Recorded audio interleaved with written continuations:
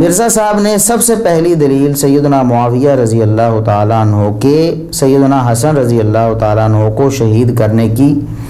جو دی ہے، وہ کہتے ہیں کہ حسن قتل کیے گئے۔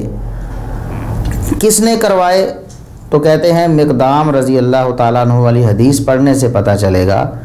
کہ سیدنا حسن رضی اللہ تعالیٰ عنہ کو شہید کس نے کروایا ہے۔ میں یہاں یہ عرض کر دوں کہ یہ جتنی باتیں میں یہاں نقل کروں گا، آپ کو پڑھ کر سناؤں گا، وہ ساری کی ساری ہم انشاءاللہ اس ویڈیو کے یوٹیوب ڈسکرپشن میں ڈال دیں گے۔ اس کے لنک آپ وہاں کلک کر کے مرزا صاحب کی زبانی ان باتوں کو خود اپنے کانوں سے سن سکیں گے، تاکہ کسی قسم کا کوئی شک و شبہ نہ رہ جائے کہ ہم نے شاید کوئی الفاظ اپنی طرف سے بنا لیے ہیں یا مرزا صاحب کی طرف کوئی جھوٹ ہم نے منسوب کر دیا ہے۔ تو سب سے پہلی جو دلیل انہوں نے دی ہے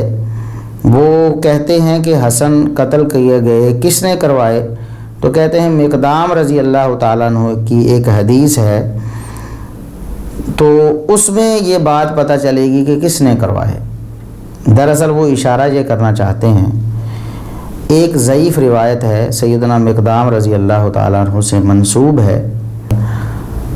سیدنا مقدام بن مادی کرب رضی اللہ تعالیٰ عنہ نے سیدنا حسن رضی اللہ تعالیٰ عنہ کی شہادت کی خبر سن کر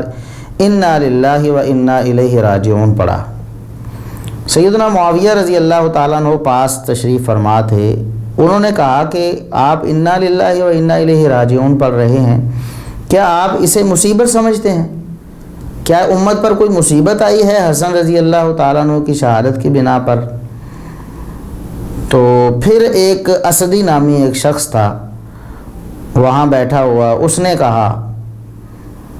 کہ وہ تو ایک انگارہ تھا جسے اللہ تبارک و تعالیٰ نے بجھا دیا ہے۔ اس روایت کو بنیاد بنا کر، حالانکہ ہم پہلے بھی یہ بات بڑی وضاحت کے ساتھ بتا چکے ہیں، کئی سال پہلے ہمارے لیکچرز موجود ہیں، ahlsunnatpk.com پہ آپ جا کر انہیں سرچ کر سکتے ہیں۔ سیدنا معاویہ رضی اللہ تعالیٰ عنہ پر یہ بہتان ہے۔ پہلی بات یہ ہے کہ اس کی سند ضعیف ہے، یعنی پہلی جو دلیل سیدنا معاویہ رضی اللہ تعالیٰ عنہ کے سیدنا حسین رضی اللہ تعالیٰ عنہ کی سیدنا حسن رضی اللہ تعالیٰ عنہ کی شہادت میں ملوث ہونے کی جو مرزا صاحب نے پیش کی ہے، اس کی سند ضعیف ہے۔ اس کی سند میں ایک راوی ہیں بقیہ بن ولید، وہ مدلس ہیں اور وہ یہ روایت سما کی تصریح کیے بغیر بیان کر رہے ہیں، اور ہم مرزا صاحب کی زبانی ان کا یہ موقف کئی دفعہ پیش کر چکے ہیں کہ مدلس کی آنا والی روایت جو ہے وہ ضعیف ہوتی ہے، وہ قابل قبول نہیں ہوتی۔ وہ کہتے ہیں کہ محدثین کا پیٹ رول ہے، اور یہ سارے حوالے بھی ان کی زبانی انشاءاللہ ہم لنک ڈسکرپشن میں دے دیں گے، آپ احباب ان کی زبانی خود سن سکیں گے۔ وہ کہتے ہیں کہ محدثین کا پیٹ رول ہے کہ مدلس کی آنے والی روایت جب تک وہ سما کی تصریح نہ کرے کہیں وہ قبول نہیں ہوتی۔ اسی طرح حسن بصری رحمۃ اللہ علیہ جو عظیم تابعی ہیں، ان کی ایک روایت جو انہوں نے ان سے بیان کی تھی، اس کو مرزا صاحب نے کہا کہ یہ جعلی روایت ہے، اور ایسی روایات دین کا بیڑا غرق کرتی ہیں۔ اسی طرح امام اعمش ان کی اور سفیان ثوری رحمہم اللہ ان کی تدلیس والی روایات کو انہوں نے کہا کہ یہ ضعیف ہوتی ہیں اور یہ امام المدلسین ہیں۔ میں آپ کو یہاں بتاتا ہوں کہ یہ جو بقیہ بن ولید راوی ہے جو اس روایت کی سند میں موجود ہے، یہ بقیہ بن ولید راوی عام مدلس نہیں ہے، بلکہ یہ بری ترین تدلیس کرنے والے راویوں میں سے ہے۔ من شر انواع التدلیس جسے کہتے ہیں نا اصول حدیث میں، ایک عام تدلیس ہوتی ہے اور ایک ہوتی ہے بری ترین تدلیس۔ تو بقیہ بن ولید بری ترین تدلیس کرنے والے راویوں میں سے ہیں۔ اب اگر حسن بصری رحمۃ اللہ علیہ جو عام مدلس ہیں، یا امام اعمش اور امام سفیان ثوری جو عام مدلسین ہیں، ان کی روایات اگر ان سے بیان کی ہوئی، بغیر سما کی صراحت کے بیان کی ہوئی، اگر دین کا بیڑا غرق کرتی ہیں اور وہ جعلی ہوتی ہیں، تو بری ترین تدلیس والی جو روایت بقیہ بن ولید نے بیان کی ہے وہ کیا دین کا بیڑا غرق نہیں کرتی ہے؟ اس پر سیدنا معاویہ رضی اللہ تعالیٰ عنہ پر قتل کا الزام اسی بنیاد پر لگایا جا رہا ہے۔ کیا مرزا صاحب کو اللہ کا خوف نہیں آتا ہے؟ کیا انہیں یہ بات ابھی تک معلوم نہیں ہوئی ہے؟ چلو جب معلوم نہیں تھی،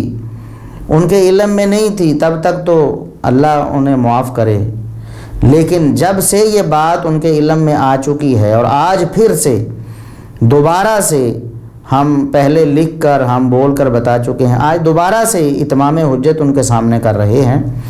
یہ ویڈیو انشاءاللہ ان تک پہنچ جائے گی۔ ان کا فرض ہے کہ وہ اس جھوٹے الزام سے دستبردار ہو جائیں، اعلان کریں کہ میں رجوع کرتا ہوں سیدنا معاویہ رضی اللہ تعالیٰ عنہ پر جو میں نے الزام لگایا ہے سیدنا حسن رضی اللہ تعالیٰ عنہ کو شہید کرنے کا، وہ صحیح نہیں ہے،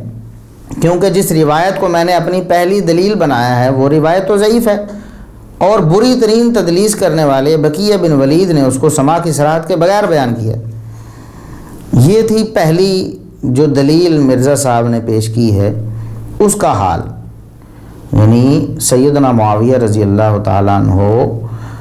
ان پر سیدنا حسن رضی اللہ تعالیٰ عنہ کے قتل کا، ان کی شہادت کا الزام لگانا،